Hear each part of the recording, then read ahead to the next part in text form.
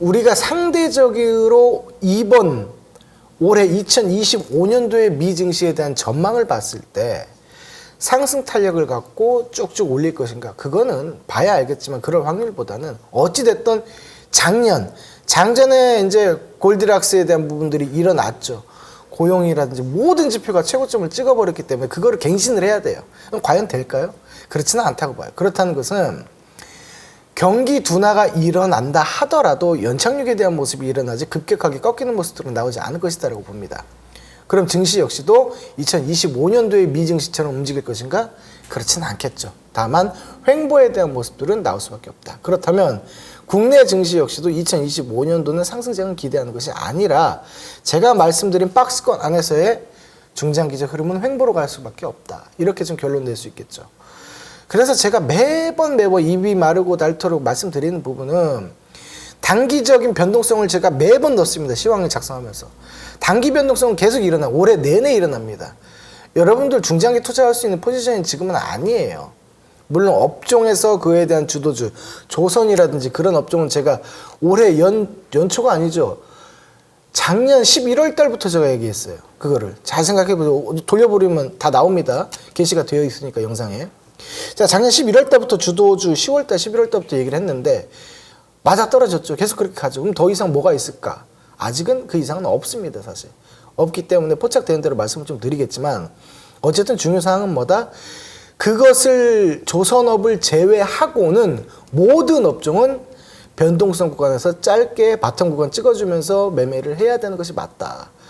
수익률 측면에서도 과도하게 30%, 40%, 50% 잡는 것은 그거는 작년 얘기고 올해 같은 경우는 15에서 20% 잡아주고 그 정도 주면은 땡큐베리 감사하고 팔아주고 다시 매수를 해야 되는 그런 상황이에요. 그래서 매매를 난이도가 굉장히 좀 높아진 시점이다. 그렇기 때문에 여러분들이 발빠르게 손빠르게 대응을 꼭 해주셔야 된다. 라고 오늘 시황을 좀 정리를 하도록 할게요. 뭐 관세에 대한 부분 모릅니다. 아직 뭐 확정된 것도 없고 또 이렇다가 또 달라졌다가 계속 바뀌잖아요. 이제 또 처음에 손 내밀었던 건 또 캐나다가 그랬습니다. 전력 25% 할증해서 최대 50%까지 하겠다. 맞대응 보복을 한 거죠.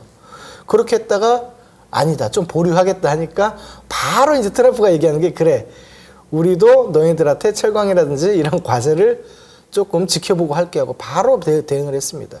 그러니까 이게 줄다리기 싸움이 여러분들이 판단을 하지 마세요. 매번 말씀드리죠. 제가 저번 시간, 그러니까 월요일에도 말씀드렸던 게 뭐냐면 감히 예측하지 말자라고 했어요. 저는 일기 때 예측을 솔직히 했었거든요.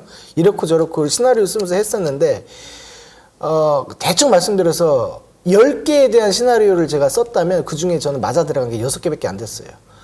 그러니까 시나리오가 대부분 틀린 경우가 좀 많았다는 얘기예요. 그러니까 트럼프는 그만큼 일반적인 상식성 밖에서 항상 노는 사람이기 때문에 우리가 그것을 맞추려고 하지 말자.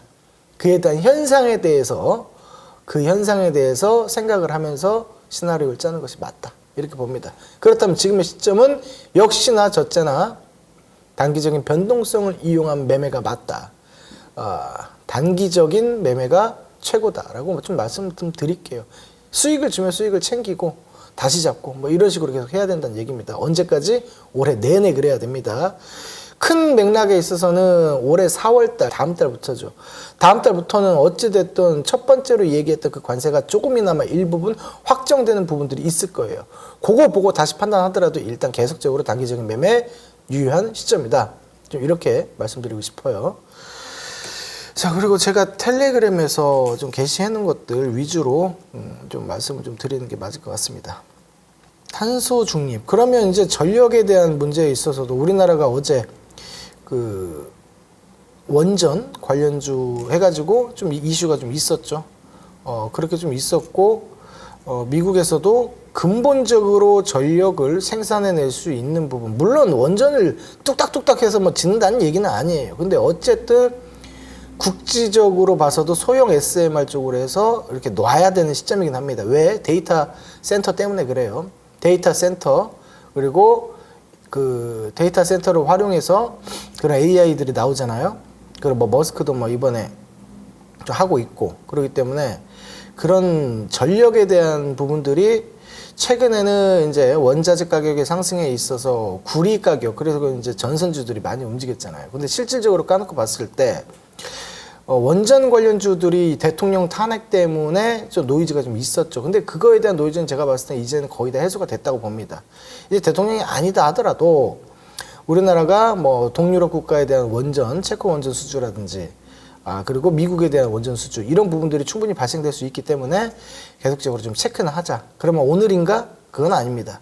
다만 방향성에 대해서 수시로 체크해 볼 만은 하다라는 얘기를 전달 드리는 거니까 그렇게 좀 생각을 하셨으면 좋겠습니다. 어제 이렇게 남겼네요.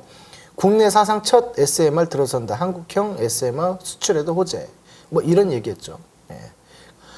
자, 일단 우크라이나하고 미국하고 휴전이 합의가 됐어요. 30일 동안. 그러면 언제 12일이니까 뭐 대충 4월 10일까지는 서로 공격하지 않겠다라는 거죠. 휴전이 합의가 됐고 이제 러시아가 그 합의를 받아들이겠죠. 대답은 안 했지만 받아들이겠죠. 그리고 그게 회담으로 이어지면서 휴전에 대한 가능성을 이제 저울질하고 얘기가 나오겠죠. 그럼 현재 시점에 있어서 우크라이나 관련주들을 들어가야 될까요? 라는 얘기를 먼저 좀 해볼게요. 신규 매수자 관점에서예요. 물론 뭐 기존 매수자가 아닙니다. 신규 매수자 관점에서는 들어갈 타이밍은 과감하게 아니다라고 말씀드릴게요. 왜 아닙니까? 그 안에서 줄다리기가 나오면서 노이즈가 또 발생할 거란 말이에요. 근데 그거를 생각하지 않고 이런 얘기 있다고 해서 들어간다? 그건 1차원적인 생각이죠. 어떠한 베이스를 두고 로직을 끌어내느냐, 그거를 기다리셔도 늦지 않아요. 그렇기 때문에 앞으로에 대한 휴전 이 기간 동안에 한 달 동안에 얘네들이 줄다리기를 어떻게 하는지 보고 나서 판단해도 늦지 않겠다. 뭐 이런 얘기니까 그런 부분 참고해서 여러분들이 섹터에서 공략할지 안 할지 그런 타이밍을 좀 보시면 되겠죠. 그리고 좀 종목에 대한 얘기인데 제가 우크라이나 얘기가 나왔으니 말인데 기존에는 이제 전진건설 로봇을 제가 진짜 징하게 밀었습니다. 저기 밑바닥에서부터 계속 전진 하면서 한 두세 달 동안 밀었던 기억이 있는데 결국 크게 올라갔죠. 크게 올라갔는데 중요한 건 제가 얘기한 그게 아니라 그 이후에 걔네들이 주춤거리는 상황에서 제가 말씀드린 것들은 미국 인프라로 포커스를 좀 바꿔서 보자라고 말씀드렸어요. 그러면서 말씀드렸던 종목이 HD 현대 인프라 코어였고 12,000원 이상권에서 좀 매도가 가능한 종목이다 하면서 타점까지 좀 잡아드렸던 기억이 있는데